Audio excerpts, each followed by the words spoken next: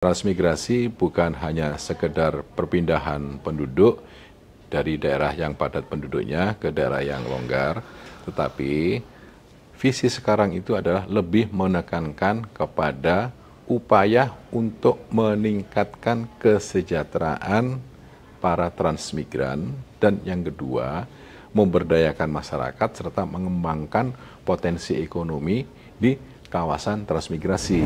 Kalau dulu menjadi calon transmigrasi harus sudah berkeluarga, punya kartu keluarga. Kalau sekarang kita merubah orientasinya, yang jomblo itu bisa ikut transmigrasi. Oh gitu. Jadi kalau mau kabur aja dulu boleh dong, boleh, karena itu adalah hak dari warga negara untuk mendapatkan penghidupan yang layak, pekerjaan yang layak. Jadi negara itu harus melindungi rakyatnya, harus gitu. Tapi kemudian ketika ada program pemerintah yang berorientasi untuk pertumbuhan ekonomi, untuk memajukan masyarakat setempat, ini kan relatif tidak mudah. Tidak seluruh masyarakat satu persepsi dan pemikiran. Tujuan dari pemerintah itu bukan untuk mengusir, bukan. Tapi proses pembangunan itu harus dapat menjadikan sebagai bagian untuk meningkatkan kualitas hidup manusia dan memberdayakan manusia, serta tidak mengganggu warisan budaya Nusantara.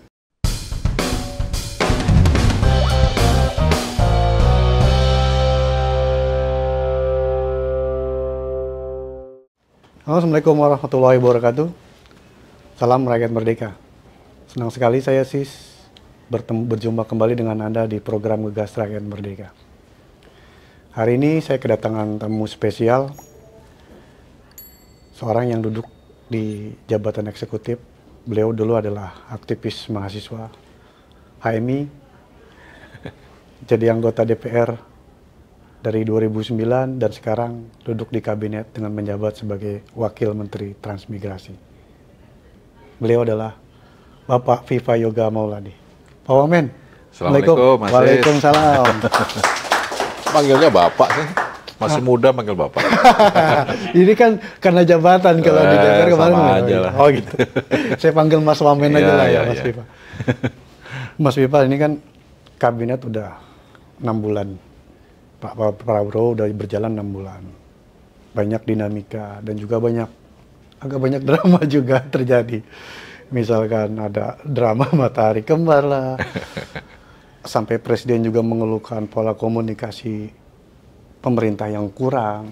Sampai menunjuk Mensesnek sebagai jubir. Bahkan memerintahkan juga menteri ini untuk merapatkan barisan.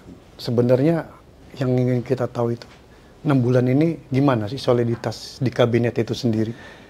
Soliditas, kekompakan, dan kerjasama kabinet itu sangat kuat, Mas Sis.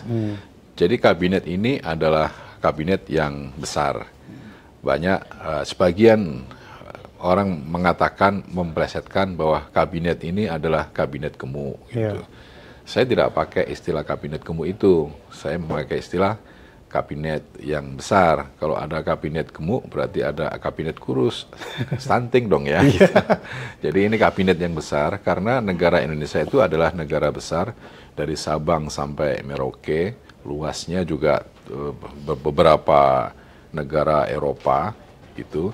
Jadi dengan demikian maka karena ini adalah negara besar dengan penduduk 281 juta yang terdiri dari 7.500 sekian pulau, ini membutuhkan sebuah manajemen pembangunan yang tidak main-main gitu. Jadi kabinet ini besar dalam rangka untuk menyelesaikan persoalan-persoalan yang besar, menyelesaikan secara detail, secara komprehensif. Jadi di kabinet ini ada wakil menteri, ada menteri koordinator. Nah, di Kementerian Transmigrasi itu di bawah koordinasi Menko AHY, Menteri Koordinator Bidang Infrastruktur dan pengembangan wilayah. Kami ada 5 kementerian teknis, yaitu Kementerian Transmigrasi, Kementerian PU, Kementerian Perhubungan, Kementerian ATR BPN, dan Kementerian Perumahan dan Pemukiman Rakyat. Jadi dari 5 kementerian ini ternyata dalam satu fokus program dikeroyok oleh 5 menteri. Jadi lebih efektif, lebih efisien, dan hemat anggaran. Jadi pola manajemen yang terjadi saat ini seperti itu.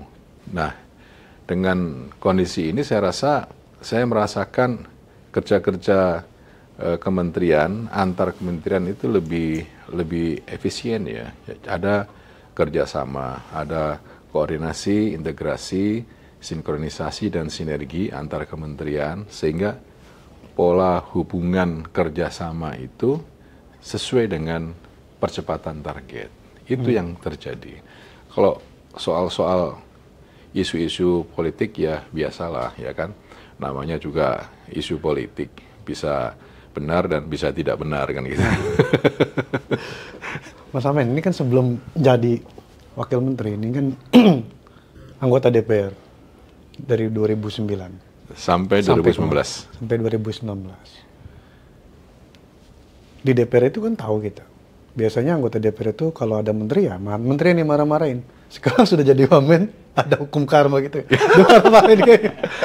Jadi pertama kali waktu kami Kementerian Transmigrasi, saya dengan Pak Menteri Iftitah, Menteri Transmigrasi datang menghadap ke rapat kerja Komisi 5 DPR. Nah, kami duduk di depan. Saya bilang sama Pak Menteri, waktu dulu saya duduk di sebelah situ di pimpinan komisi. Saya waktu dulu kan pimpinan komisi 4. Yeah. Nah, waktu itu saya sering tanya-tanya. Sekarang saya duduk di sini dan saya ditanya-tanya pasti gitu. Jadi ya hanya berbeda tempat duduk saja, tetapi dari fungsi secara substantif itu tidak berbeda. Fungsi legislasi dan fungsi eksekutif ya. Jadi kalau dari sisi fungsinya, legislatif kan punya 3 fungsi. Fungsi legislasi, fungsi budgeting, dan fungsi controlling.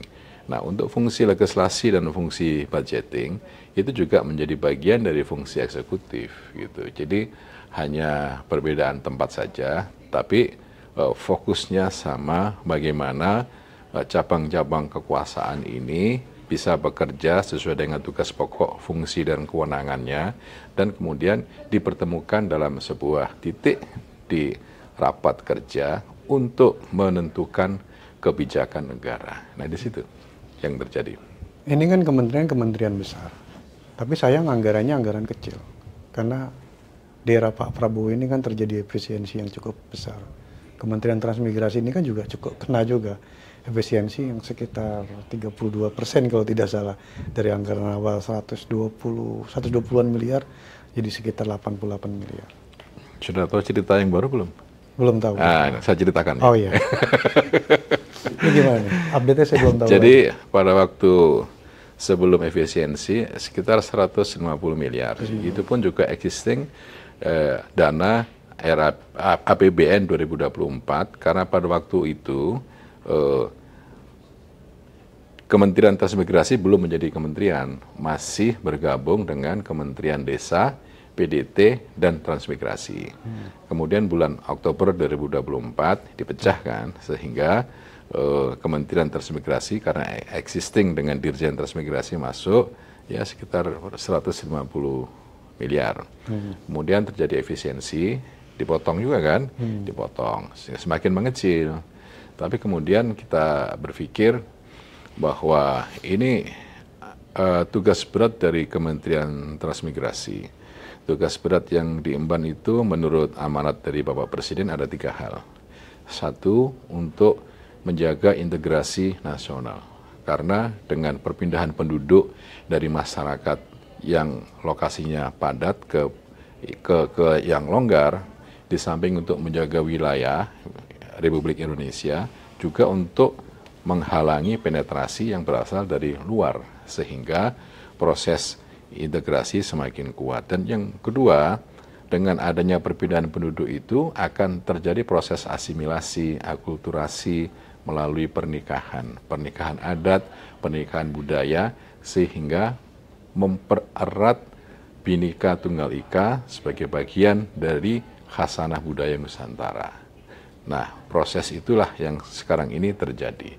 Yang kedua, untuk menghilangkan dan memberantas kemiskinan ekstrim, karena yang berpindah menjadi warga transmigrasi itu oleh negara diberikan lahan sebesar 2 hektar area untuk pemukiman dan ladang garapan sebagai bagian dari reforma agraria, dan juga selama setahun diberikan JADUP, jaminan hidup, dengan harapan nanti tahun kedua bisa mandiri untuk dirinya sendiri dan keluarganya dan bisa meningkatkan kesejahteraan. Yang ketiga, untuk membantu mewujudkan swasembada pangan, karena menurut data statistik kawasan transmigrasi itu adalah lumbung pangan nasional, terutama sentra produksi beras.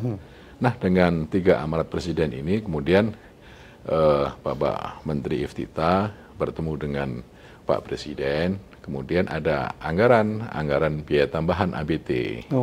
Ya, anggaran biaya tambahan yang waktu itu telah diumumkan oleh Bapak Presiden kan. Ya, lumayan lah gitu. Kita bisa bekerja secara maksimal ya sekitar 2,3 triliun yang itu digunakan untuk membiayai seluruh program kerja Kementerian Transmigrasi di APBN 2025. Kita sedang menunggu dari Kementerian Keuangan untuk pagu indikatifnya. Setelah turun nanti kita akan rapat kerja dengan Komisi 5 untuk memposisikan, mengalokasikan anggarannya di mana saja dalam kerangka untuk menjabarkan visi baru transmigrasi sebagai bagian dari paradigma baru transmigrasi. Nah, itu ceritanya. Mas, ini kan kalau kita lihat dari pasca reformasi, transmigrasi yang merupakan programnya Orde Baru, di era reformasi ini kan kalau tidak salah ini bukan menjadi sebuah program prioritas. Mengingat di mana rata transmigrasi itu disatukan dengan kementerian yang lain, misalkan Kementerian Tenaga Kerja dan Transmigrasi pernah, Kementerian Desa Pembangunan Daerah Tertinggal dan Transmigrasi. Tapi di era Pak Prabowo ini kan menjadi kementerian sendiri. Seperti yang tadi Mas jabarkan tadi, bahwa memang ada ambisi besar dari Presiden terkait masalah proses transmigrasi ini sendiri. Karena kan kayak anak-anak Gen Z anak ini mungkin nggak tahu transmigrasi, cuma tahunya perpindahan penduduk dari yang adat penduduk ke daerah yang kurang penduduk. Kalau dulu kan ke hutan-hutan. Sekarang ini bedanya apa sebenarnya? Iya, sekarang ini bedanya ada transformasi baru, paradigma baru tentang transmigrasi. Transmigrasi bukan hanya sekedar perpindahan penduduk dari daerah yang padat penduduknya ke daerah yang longgar, tetapi visi sekarang itu adalah lebih menekankan kepada upaya untuk meningkatkan kesejahteraan para transmigran, dan yang kedua, memberdayakan masyarakat serta mengembangkan potensi ekonomi di kawasan transmigrasi. Tanggung jawab dari Kementerian Transmigrasi lebih luas lagi, bukan hanya sekedar bertanggung jawab kepada warga transmigran di satuan-satuan pemukiman, tetapi lebih besar lagi bertanggung jawab kepada warga transmigran dan penduduk lokal, penduduk setempat di dalam kawasan transmigrasi. Di era Orde Lama sampai sekarang, itu memang terjadi perubahan struktur dan nomenklatur. Mulai dari Departemen Transmigrasi dan Koperasi, berubah lagi Departemen Transmigrasi, Koperasi, dan Demobilisasi. Berubah lagi Departemen Transmigrasi. Berubah lagi Departemen Transmigrasi dan Permukiman Perambah Hutan. Berubah lagi Departemen Transmigrasi dan Percepatan Pembangunan Indonesia Timur. Berubah lagi Departemen Tenaga Kerja dan Transmigrasi. Berubah lagi Departemen Kementerian Desa, PDT, dan Transmigrasi. Dan sekarang ini Kementerian Transmigrasi secara institusional berdiri sendiri dengan 3 amanat presiden yang seperti saya sebutkan tadi. Karena ini menurut kami adalah amanat dari Presiden, harus kita pertanggungjawabkan dan harus kita kerjakan sesuai dengan realisasi yang akan kita jalankan di dalam Asta Cita Presiden, yaitu membangun dari desa dan dari bawah dalam rangka untuk pemerataan ekonomi dan keadilan sosial. Itulah menjadi tanggung jawab dari Kementerian Transmigrasi. Dan jangan lupa, Kementerian Transmigrasi ini telah berkontribusi untuk menciptakan desa definitif dari zaman Orde Lama sampai sekarang sebanyak 1.567 desa. Kemudian menciptakan atau melahirkan 466 kecamatan, melahirkan 114 kabupaten kota, dan melahirkan 3 provinsi baru, yaitu Provinsi Kalimantan Utara, Provinsi Sulawesi Barat, dan Provinsi Papua Selatan. Jadi itu semuanya adalah produk transmigrasi. Kalau bicara soal transmigrasi, memang tidak bisa dipisahkan bahwa fungsi transmigrasi salah satunya adalah untuk menjaga integrasi nasional. Di tahun 2024, Mas Is, animo pendaftar transmigrasi sebanyak 7.000 kepala keluarga. 7.000 kepala keluarga. Tapi karena dana terbatas, kita hanya mampu untuk memberangkatkan sekitar 130 kepala keluarga. Nah, nanti kita tunggu untuk dana APT, anggaran biaya tambahan 2025, kita akan melihat nanti dananya berapa. Nanti kita akan memberangkatkan juga untuk transmigrasi reguler, dan juga akan ada beberapa program diantaranya transmigrasi patriot.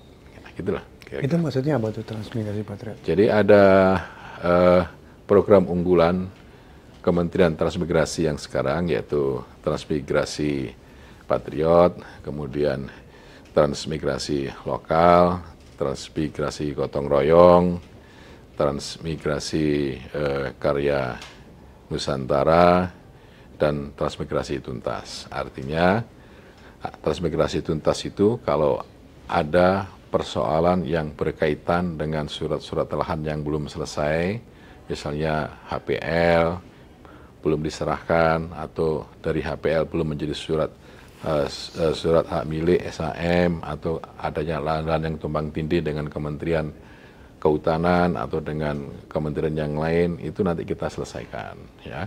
Kemudian untuk hal yang berkaitan dengan kementerian yang lain, misalnya program-program yang ada di kawasan transmigrasi itu akan kita integrasikan dengan kementerian yang lain. Misalnya untuk pembangunan irigasi pengairan. Kalau itu sifatnya primer dan sekunder, kita akan minta bantuan dan kerjasama dengan Kementerian PU. Kalau untuk pembangunan pertanian, irigasi tersier, kebutuhan para petani terhadap alsintan, pupuk, dan benih, kita akan kerjasama dengan Kementerian Pertanian dan sudah MOU dengan Kementerian Pertanian. Untuk pembangunan fasilitas umum berkaitan dengan perhubungan, kita akan minta bantuan dan kerjasama dengan Kementerian Perhubungan. Seluruhnya pembangunan itu adalah di kawasan transmigrasi. Nah, dalam rangka itu maka kita akan upayakan bahwa program Kementerian Transmigrasi ini dapat mengembangkan trickle down effect bagi tumbuhnya pusat-pusat perekonomian yang baru. Kalau transmigrasi patriot itu memberikan beasiswa kepada calon transmigrasi, tapi bermukim di lokasi transmigrasi yang sudah kita tentukan.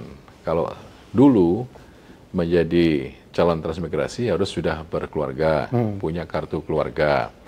Kalau sekarang kita merubah orientasinya, yang jomblo itu bisa ikut transmigrasi. Oh gitu. Jadi kalau mau kabur aja dulu boleh dong, boleh, karena itu adalah hak dari warga negara untuk mendapatkan penghidupan yang layak, pekerjaan yang layak, upah yang layak, boleh, karena itu adalah hak dan harus dijamin oleh negara, dan itu sudah diatur di konstitusi, ya kan. Tetapi bagi warga netizen, apalagi Gen Z yang ingin tantangan baru, ya, ingin mencoba untuk out of the box gitu, masih banyak kawasan transmigrasi yang bisa disentuh dengan inovasi, gagasan, ide dari kaum muda Gen Z untuk berkiprah di situ, mengembangkan potensi ekonomi dalam rangka untuk menciptakan pertumbuhan baru dan dalam rangka untuk mengembangkan jiwa nasionalisme, jiwa patriot, kecintaan terhadap bangsa Indonesia. Jadi itu bisa dikembangkan. Sekarang itu transmigrasi berarti kalau orang transmigran itu bukan jadi petani aja. Tidak harus jadi pertanian, spektrumnya banyak. Kalau dulu kan tahunya kan ketika transmigran itu dulu di era Orde Baru misalkan, ini kan ketika dia jadi transmigran dikasih lahan sekian hektar, dikasih bekal untuk hidup selama berapa bulan, garap. Ya, kalau sekarang kan variasinya banyak, tergantung kepada kebutuhan daerah. Berdasarkan kepada Undang-Undang Nomor 29 Tahun 2009 tentang transmigrasi, ada perubahan paradigma. Kalau dulu zaman pemerintah Orde Baru bersifat top down dan sentralistik. Kalau sekarang bersifat bottom up dan desentralisasi. Jadi yang menyediakan lahan itu adalah pemerintah daerah. Tugas dari Kementerian Pusat, Kementerian Transmigrasi, menjadi fasilitator dan komunikator bagi daerah-daerah yang ingin memberangkatkan calon transmigrasi dan bagi daerah yang ingin tempat transmigrasi. Seperti di Halmahera Selatan, sudah ketemu dengan Bupati, menginginkan ada 500 kepala keluarga yang dibutuhkan, sudah disediakan lahan, dan mereka meminta itu berasal dari daerah Jawa gitu.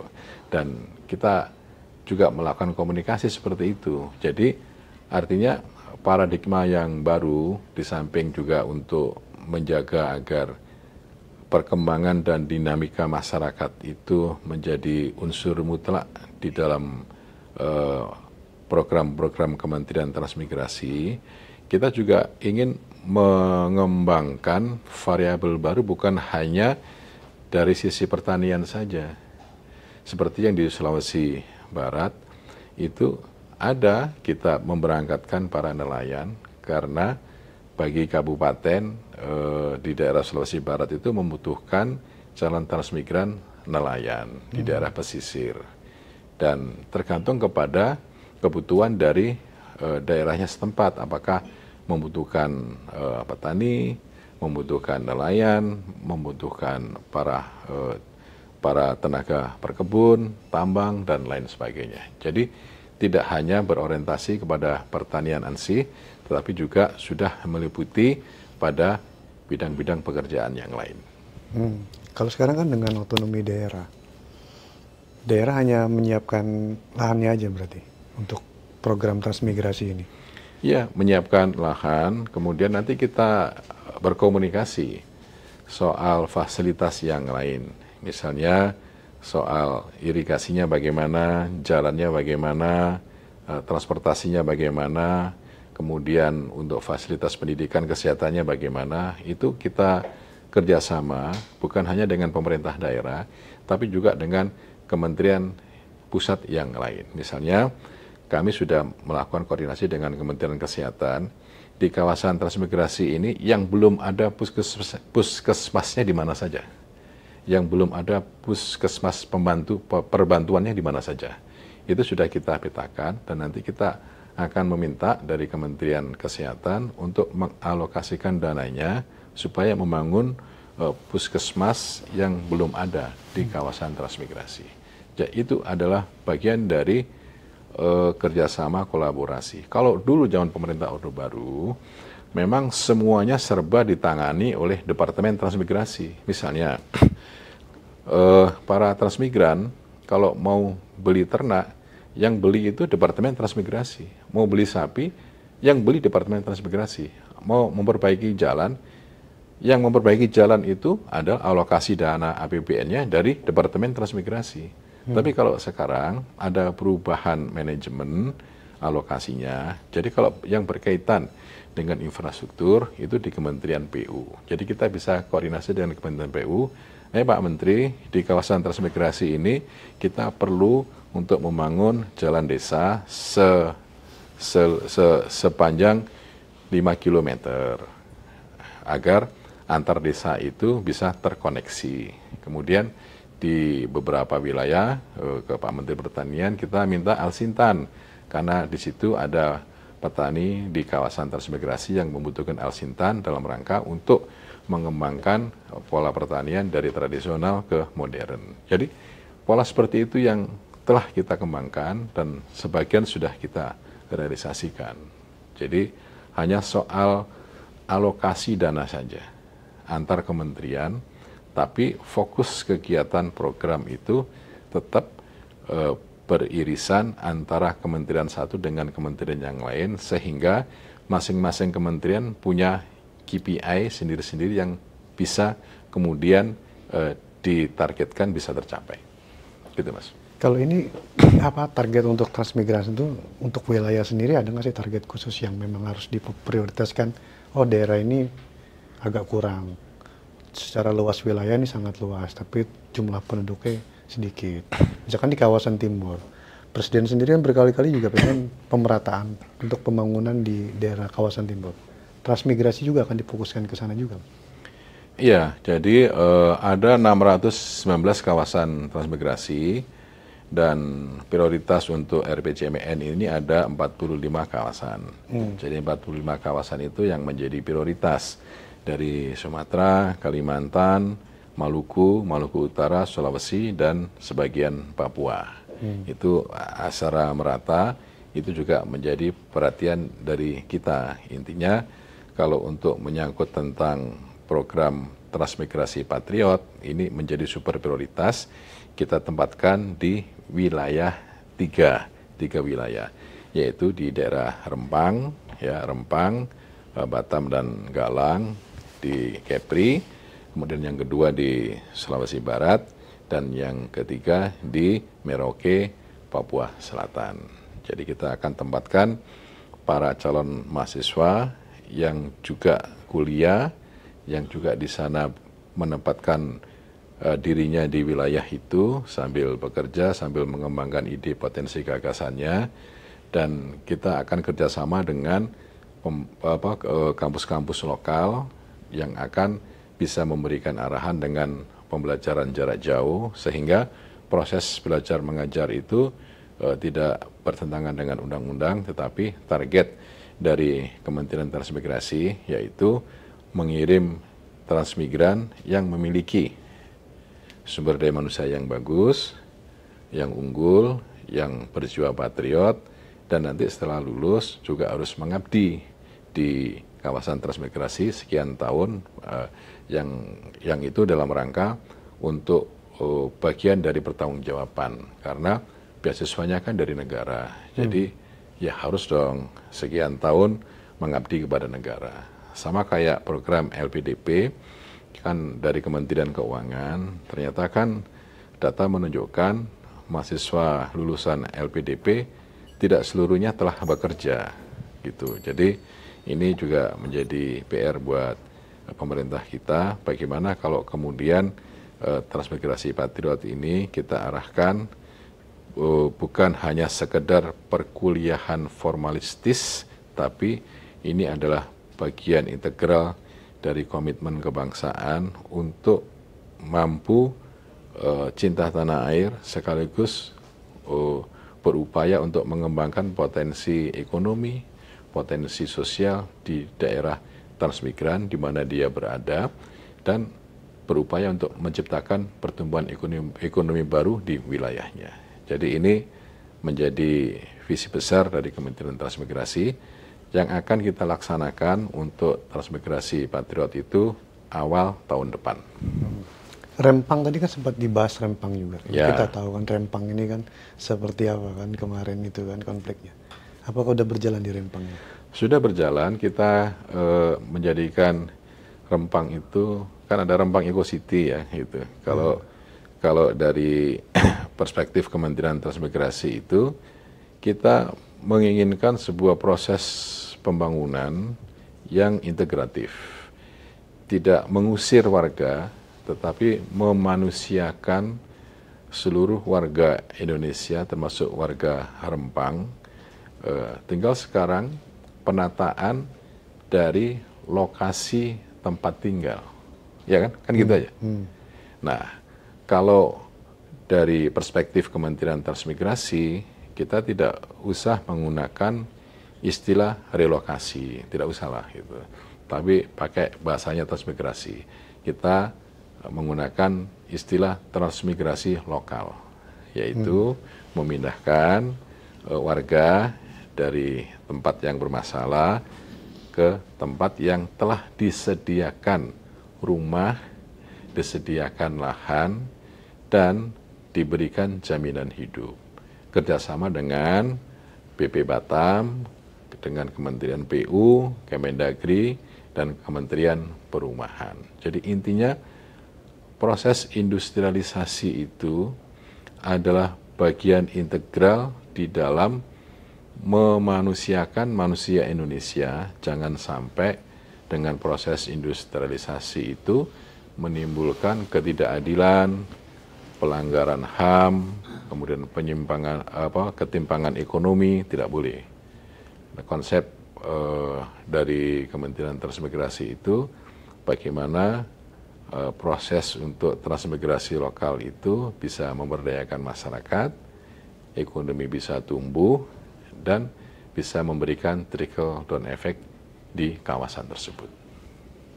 Apa enggak sama aja mengusir warga Rempang sendiri? Ini kan mereka sampai konflik itu karena mempertahankan daerah yang sekarang dikemas. Makanya kan tidak bisa sehari dua hari di dalam menyatukan persepsi, ya kan. Negara tidak boleh semena-mena dan masyarakat juga harus sadar diri gitu.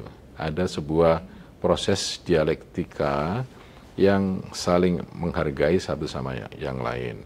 Jadi negara itu harus melindungi rakyatnya, harus gitu. Tapi kemudian ketika ada program pemerintah yang berorientasi untuk pertumbuhan ekonomi, untuk memajukan masyarakat setempat, ini kan relatif tidak mudah.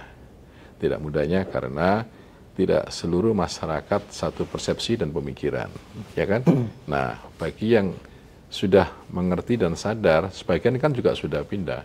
Ada 200 perumahan yang telah dibangun dan sebagian juga sudah ditempati. Tapi bagi yang belum, ya akan kita komunikasikan lagi, akan kita sosialisasikan lagi bahwa tujuan dari pemerintah itu bukan untuk mengusir, bukan. Tapi proses pembangunan itu harus dapat menjadikan sebagai bagian untuk meningkatkan kualitas hidup manusia dan memberdayakan manusia serta tidak mengganggu warisan budaya Nusantara. Ini memang konseptualnya seperti itu. Nanti pendekatan di lapangannya tiap-tiap daerah yang berbeda masalah dan berbeda persoalan juga tentu akan berbeda cara solusinya. Mas, selama ini kan transmigrasi ini kan selain nilai positif kan juga banyak negatifnya. Selain konflik sosial mungkin dengan warga lokal, juga kan yang paling banyak dikritik itu juga masalah membuka lahan baru yang akhirnya merusak lingkungan, menebang hutan, deforestasi. Di era yang sekarang ini, untuk meminimalisir seperti itu gimana? Kalau sekarang ini yang membuka lahan bukan pemerintah pusat, tapi adalah pemerintah daerah. Dan pemerintah daerah sebelum itu dijadikan sebagai kawasan transmigrasi, itu kan juga harus memakai beberapa tahap pengujian, uji AMDAL, kemudian hal-hal yang berkaitan dengan persoalan teknis wilayah, topografi, kemudian akses infrastruktur, dan lain sebagainya. Jadi kalau sekarang sih dalam kerangka para pemerintah daerah menyediakan lahan itu sudah tidak ada lagi perusakan lingkungan, perusakan hutan itu saya rasa tidak ada. Kalau pada zaman dulu mungkin iya, karena proses sentralistis ya, dan top down itu sehingga mengharuskan pemerintah daerah harus membuka lahan-lahan yang terkadang tidak melalui AMDAL. Tapi kalau sekarang hal itu tidak diperbolehkan. Jadi proses transmigrasi ini harus mampu menciptakan suasana yang harmoni, bukan saja dengan lingkungan, tetapi juga dengan para warga setempat. Persoalan konflik itu kan terjadi karena ketimpangan ekonomi. Para warga transmigran biasanya itu kalau bekerja 24 jam, sehingga ada usaha, ada hasil, sehingga bertahun-tahun itu dilakukan, maka terjadi adanya ketimpangan ekonomi antara warga transmigran dengan warga lokal. Nah, ke depan kita akan membuat konsep baru bagaimana mengintegrasikan ya lahan ini, lahan dari warga transmigran dalam bentuk manajemen komunal, bukan hanya nanti dikelola oleh orang per orang, tapi akan dikelola secara manajerial oleh suatu badan khusus yang menangani sekian puluh kepala keluarga berikut dengan warga lokalnya diikutkan, sehingga proses untuk mengelola lahan dengan manajemen aset yang baru itu akan dirasakan secara kolektif kolegial. Kalau dulu warga transmigran diberikan lahan digarap secara individual, bagi yang rajin akan bisa meningkat ya kondisi sosialnya, tapi bagi yang tidak rajin itu ya sebegitu-begitu aja. Jadi ada proses ketimpangan karena masing-masing individu, kepala keluarga dan warga lokal itu memiliki kinerja dan etos kerja yang berbeda-beda. Kalau sekarang ini kita akan membuat sebuah lahan dengan manajemen aset yang baru yang dilakukan secara kolektif kolegial, sehingga hasilnya bisa dirasakan secara bersama-sama, sehingga hal itu akan mengurangi adanya ketimpangan ekonomi dan ketimpangan sosial, baik bagi warga maupun warga dengan masyarakat setempat. Itu kira-kira. Ini kan Presiden Prabowo sendiri kan salah satu mimpi besarnya itu kan adalah swasembada pangan. Ya. Di mana Indonesia tidak hanya mampu memproduksi untuk ketahanan pangan sendiri, tapi juga bisa mengekspor ke negara-negara lain. Ya. Hubungan misalkan dikaitkan dengan transmigrasi sendiri, itu seperti apa Mas? Karena kan mengingatkan kalau swasembada pangan, berarti membutuhkan lahan yang sangat besar, lahan yang cukup sangat besar, juga membutuhkan SDM yang juga besar. Ya. Transmigrasi, kenapa nggak fokus ke sana juga gitu?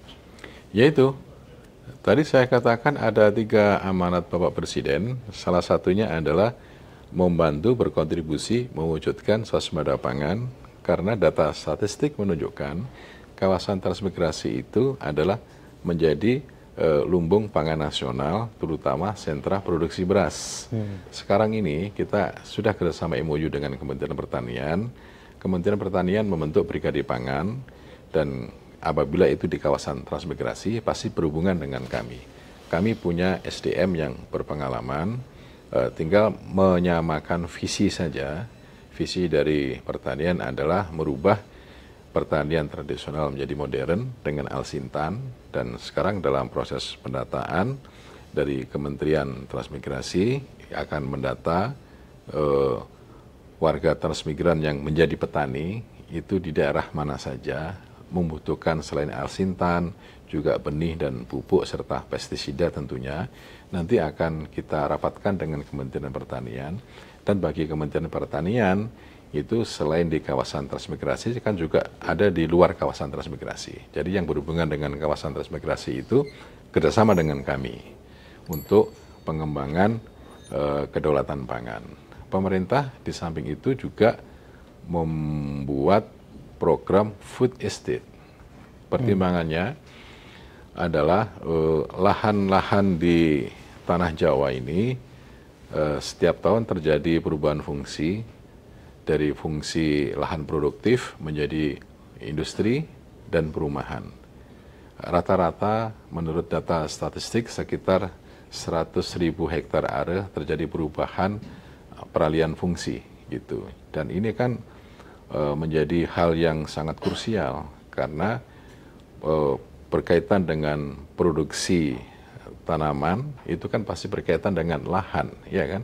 Makanya pemerintah membuat food estate sebagai salah satu alternatif untuk kesulitan lahan.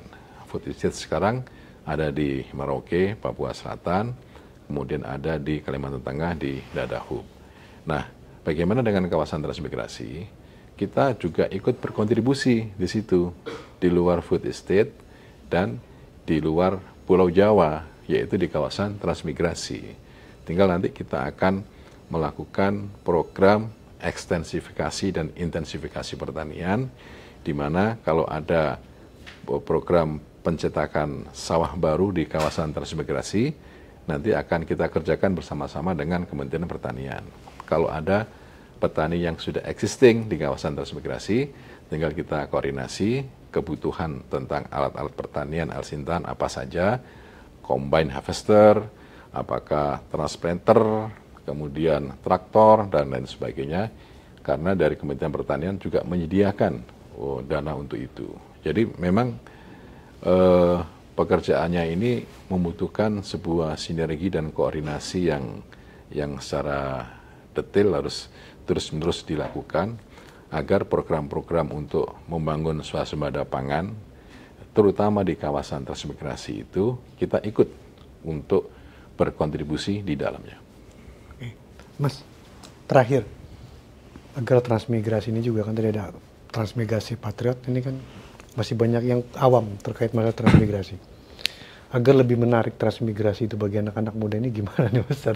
Kalau orang taunya kan kalau transmigrasi itu ya udahlah orang-orang tua dikasih bertani. Kalau sekarang orang anak muda bertani aja susah, gimana biar bisa setidaknya menstimulus mereka, mancing mereka bahwa jadi transmigran itu juga oke gitu loh. Iya, jadi memang kalau transmigrasi reguler ini ya sebagian besar ya memang kepala keluarga kan. Yeah. Tetapi dengan kondisi saat ini kita berupaya untuk membuat paradigma baru yang pergi berlaga menjadi warga transmigran itu bisa jomblo kok gitu. Bisa jomblo melalui transmigrasi patriot. Dapat beasiswa dari Kementerian Transmigrasi atau nanti juga bisa kerjasama dengan LPDP melalui proses pembelajaran jarak jauh di 3 kawasan yang tadi saya sebutkan, di Kepulauan Riau, Rempang, di Sulawesi Barat, dan di Merauke, Papua Selatan. Nah, di situ di samping pembelajaran jarak jauh dengan universitas yang ada di nasional, dengan UI, Undip, UGM, ITB, ITS, dan lain sebagainya, juga kerjasama dengan perguruan tinggi daerah. Jadi kalau sudah mengembangkan dirinya di kawasan transmigrasi, berarti sudah siap kabur, ya kan, meninggalkan sebuah fasilitas kota yang mungkin berbeda. Jadi ini membutuhkan sebuah tantangan yang baru bagi calon transmigrasi patriot. Dan kalau ikut menjadi transmigrasi patriot, jangan berorientasi nanti setelah selesai menjadi PNS. Nah, jangan dong. Harus menjadi pejuang, harus menjadi seorang entrepreneur yang mengembangkan ide gagasan, bertanggung jawab terhadap wilayahnya untuk pengembangan ekonomi, pengembangan sosial, menciptakan pusat-pusat pertumbuhan ekonomi baru. Dan saya rasa masih banyak kaum netizen Gen Z yang memiliki jiwa korsa yang tinggi untuk cinta kepada tanah air, yang memiliki kecintaan terhadap bangsa dan negara. Tapi akan kita lihat nanti program ini secara detail, akan kita umumkan persyaratannya. Tentunya ya harus melalui persyaratan-persyaratan khusus, misalnya harus psikotes, ya kan harus mengetahui watak dan karakternya. Jangan kemudian kita mengirim yang letoy gitu kan, juga jangan dong ya, karena ini kan harus orang yang perform ya, calon transmigran yang punya jiwa patriot, punya jiwa pejuang, punya jiwa petualang, berlaga di daerah, dan kita juga harus menyiapkan infrastruktur, misalnya internet, kemudian fasilitas-fasilitas yang lain yang memudahkan dalam proses belajar jarak jauh. Jadi ini menarik kalau menurut saya. Orang kan beranggapan, apa sih Kementerian Transmigrasi, relevansinya? Buktinya tahun 2024 ada sekitar 7.000 animo pendaftar, 7.000 kepala keluarga yang mendaftar. Apalagi nanti kalau kita buka program Transmigrasi Patriot, saya rasa akan lebih banyak lagi. Untuk tahun depan kita akan mengalokasikan sekitar 1.000 di 3 kawasan itu, 1.000 orang, dan nanti secara gradual akan kita lihat evaluasinya seperti apa. Tapi intinya bahwa kita ingin agar program Transmigrasi Patriot ini menumbuhkan seorang manusia Indonesia unggul yang cinta tanah air, yang memiliki ide, gagasan, dan tidak kenal lelah untuk memperjuangkan ekonomi nasional dan mengembangkan pusat-pusat pertumbuhan ekonomi baru. Oke, Pak Menteri, Pak Wamen, makasih banget informasinya, berbagi. Kita bicaranya serius banget ya. Iya, tadi sih waduh serius banget nih. Kalau bicara transmigrasi harus serius. Harus ya, serius. Oke, Sobat Rakyat Merdeka, demikianlah obrolan saya dengan Wakil Menteri Transmigrasi, Mas Viva Yoga Mauladi. Informasi yang sangat menarik, khususnya bagi teman-teman kalangan milenial yang selama ini mungkin masih buta atau gagap terkait transmigrasi. Ternyata transmigrasi itu nggak kayak zaman Orde Baru, cuma jadi petani ya. Sekarang banyak sekali model dari transmigrasi itu sendiri. Mas Viva, makasih waktunya dan sudah berkenan hadir di Rakyat Merdeka. Semoga sukses selalu. Terima kasih, Mas. Oke, Sobat Rakyat Merdeka, jangan lupa like dan subscribe YouTube Rakyat Merdeka TV dan saksikan terus program Ngegas di episode berikutnya. Salam Rakyat Merdeka. Salam Rakyat Merdeka. Terima kasih, Mas.